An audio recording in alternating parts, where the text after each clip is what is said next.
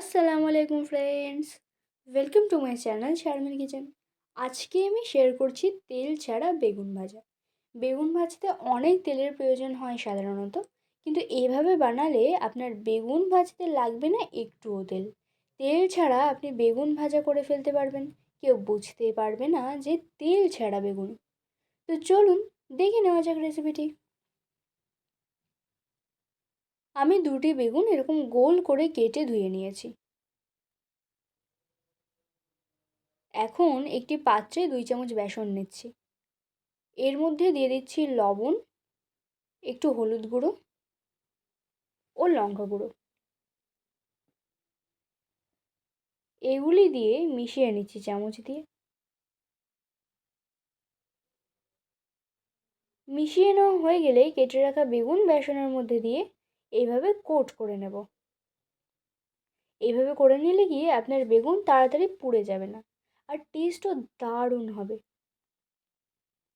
সব বেগুনগুলি এভাবে বেসনের মধ্যে দিয়ে কোট করে নেব। দেখুন, যেগুলো আগে থেকে করেছি সাথে সাথে টেনে নিয়েছে বেসন। 1 মিনিট রাখার পর পুরো বেসন টেনে নিয়েছে বেগুনের মধ্যে। দেখে মনে হচ্ছে আমি বেসন লাগাইনি, দেখেই বুঝতে পারছেন আপনারা। এখন বেগুন ভেজে নেওয়ার জন্য কড়াইয়ে সামান্য তেল দিচ্ছি। এই তেলটা রাখবো না, টিস্যু দিয়ে ভালো করে পুরো তেলটাই মুছে নেব। তেল দিয়ে কড়াইটা গরম করে নেব। গরম করে নিয়ে বেগুনগুলো দিয়ে দেব। দিয়ে গ্যাস লো ফ্লেমে রেখে ঢাকা দিয়ে রাখবো 5 মিনিট।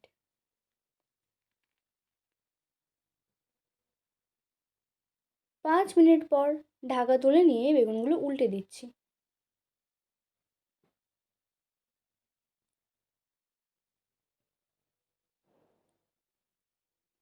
এখন কি করছি, তুলিতে একটু রিফাইন তেল লাগিয়ে বেগুনের উপরে হালকা করে একটু লাগিয়ে দিচ্ছি। না চাইলে নাও দেওয়া যেতে পারে। তেল লাগিয়ে আমি আবারও 3 মিনিট ঢাকা দিয়ে অপর পিঠ হতে দেব। 3 মিনিট পর দেখুন বেগুনের কালার অনেকটাই চেঞ্জ হয়ে গেছে। আবারও উল্টে দেব। আমি পুরো বেগুনটাই লো টু মিডিয়াম ফ্লেমে রেখে ভাজছি।